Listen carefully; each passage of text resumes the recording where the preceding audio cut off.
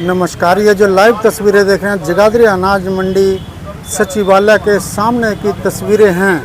आपको बता दें CAWS clerical association welfare society द्वारा सांकेतिक धरना शुरू हो चुका है।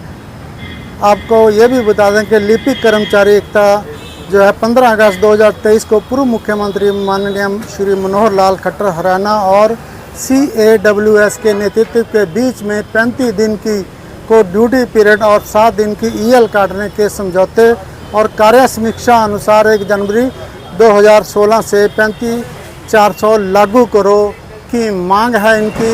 आइए बात करते हैं यहाँ पर CAWS के पदाधिकारी यहाँ पर मौजूद हैं। जी, क्या नाम है आपका? मेरा दीपक डोल है। क्या कहना चाहेंगे, ये क्या है मामला? जो 35,400 पहले भी आपने स्ट्राइक करी थी, धरना प्रदर्शन किया था। 42 दिन की स्ट्राइक की थी। उस टाइम माननीय जो मुख्यमंत्री थे मनोहर लाल जी, उनके साथ वार्ता हुई थी। उन्होंने पूरा आश्वासन दिया था कि हम आपकी जायज़ मांग है और इसको पूरा करेंगे। उन्होंने एक कमेटी गठित की थी जिसमें कार्य समीक्षा के आधार पर हमारी पे रिवाइज होनी थी, लेकिन कमेटी के नाम पर हमारे साथ धोखा किया गया और कोई पे रिवाइज नहीं की गई। इसलिए हम दोबारा से अपनी मांगों को लेके दोबारा से प्रदर्शन कर रहे हैं और 20 तारीख से हम पंचकुला कूच के लिए पैदल मार्च भी करेंगे करनाल से। अच्छा। और अगर सरकार जल्दी हमारी मांगे नहीं मानती है तो हम पूर्ण हड़ताल के लिए भी बाध्य होंगे। इसके लिए सरकार खुद कितनी तारीख से हड़ताल करोगे अगर मांगे नहीं मानी? लास्ट 30 जुलाई तक अगर 30 जुलाई तक का अल्टीमेटम है। हाँ मानती है, तब तक हमारा सांकेतिक धरना चलेगा। उसके बाद अगर सरकार नहीं मानती है तो आगे की रणनीति है, उसमें पूर्ण स्ट्राइक की भी घोषणा कर सकते हैं। चलिए दे सकते हैं। CAWS के मेम्बरान यहाँ पर मौजूद हैं। ये बात करते हैं जो अध्यक्ष हैं। अध्यक्ष कौन है? आप ही हो? अच्छा, मैं समझ क्या आप हो। चलो आप बता दीजिए, क्या नाम है आपका? जी, क्या कहना चाहेंगे? आपके नेतृत्व में पहले भी स्ट्राइक चली थी, धरना प्रदर्शन हुआ था, बारिशों में भी बैठे थे और पानी भी जूतियां बहा के ले गया था, इतनी बारिश हुई थी। क्या कहना चाहेंगे? अब क्या जो मांग थी वो पहले पूरी नहीं हुई थी? आपने बोला था कि 35,400 लेकर उठेंगे, नहीं तो उठेंगे नहीं। क्या हुआ था समझौता पहले? हम कर्मचारी वर्ग के लोग हैं, मेहनत करने वाले लोग हैं, अपनी अपनी सीटों पे दिन रात काम करने वाले लोग हैं। अपने काम की एवज में, अपनी क्वालिफिकेशन के एवज में, अपने वर्कलोड के एवज में और दूसरे जो हमारे साथी हैं जो सरकार ने रखे हुए हैं उनके साथ कंपैरिजन के एवज में अपने वेतनमान की मांग कर रहे हैं। और हमारी मांग को पिछले मुख्यमंत्री जी ने जायज़ ठहराते हुए 15 अगस्त 2023 को हमारा धरना समाप्त करवाया था और कहा था कि आपकी 42 दिन की जो हड़ताल है उसमें हम केवल 7 दिन की आपकी छुट्टी काटेंगे और 35 दिन को हम ड्यूटी पीरियड मानेंगे। और इस एवज में हमने ये कहा था कि बकाया काम हम करेंगे और बकाया काम हमने कर दिया है, लेकिन सरकार की तरफ से उसको ड्यूटी पीरियड नहीं माना गया। और उसके अलावा 1 जनवरी 2016 से वेतनमान देने की बात की गई थी। सरकार के द्वारा इसके लिए एक कमेटी का गठन किया गया था और कमेटी के गठन के उपरांत 35,400 लागू किया जाना था। कमेटी गठन हो गया है, कमेटी ने अपनी रिपोर्ट सौंप दी है, लेकिन सरकार की तरफ से अभी तक भी 35,400 हमारा जो जायज़ वेतनमान है सरकार मान भी रही है और लागू नहीं किया गया है। उसी के विरोध में ये धरना प्रदर्शन जो है वो किया जा रहा है। क्या अब नए मुख्यमंत्री से मांग कर रहे हैं? नए मुख्यमंत्री जी 7 तारीख को हमारा करनाल में एक बहुत बड़ा आंदोलन था जिसमें सभी जिलों से सभी साथी एकत्रित हुए थे।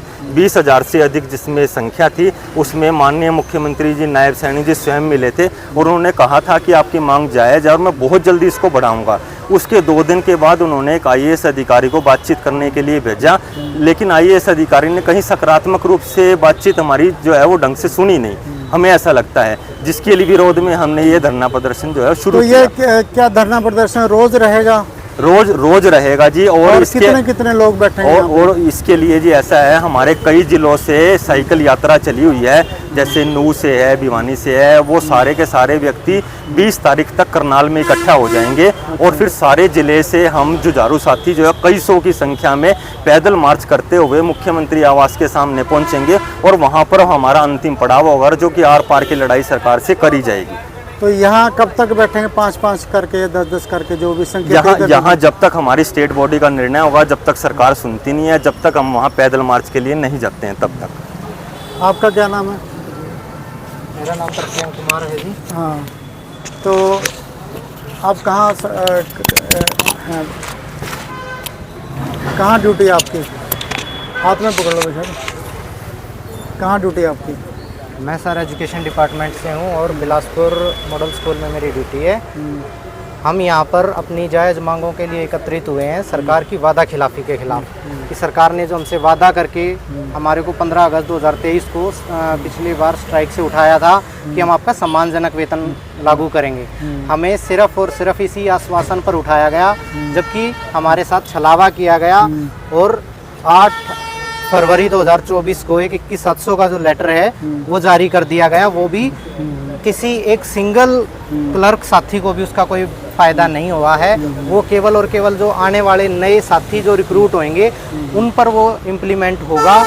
तो सरकार ने धोखा किया हमारे साथ। इसी धोखे के खिलाफ जो है हमने 7 जुलाई को दोबारा से माननीय नायब सिंह सैनी जी के करनाल आवास पर हमने बहुत बड़ा विशाल प्रदर्शन किया था, जिसमें नायब सैनी जी ने हमारी मांगों को सुना और बड़े अच्छे तरीके से उन्होंने कहा भी कि मैं आपकी मांग से सहमत हूं और आपकी जो पे है वो ज़रूर बढ़ाऊंगा। आप 10 तारीख को चंडीगढ़ आए। चंडीगढ़ आने के बाद उन्होंने हमारे से अधिकारियों ने कोई सकारात्मक बात नहीं करी, जिस कारण हम दोबारा से रोष स्वरूप यहाँ इकट्ठा हुए हैं। मैडम क्या नाम है आपका?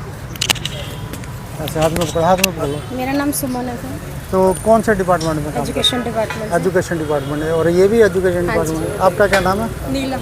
नीलम। चलिए, देख सकते हैं यहाँ पर महिला शक्ति भी तैयार है सांकेतिक धरने के लिए।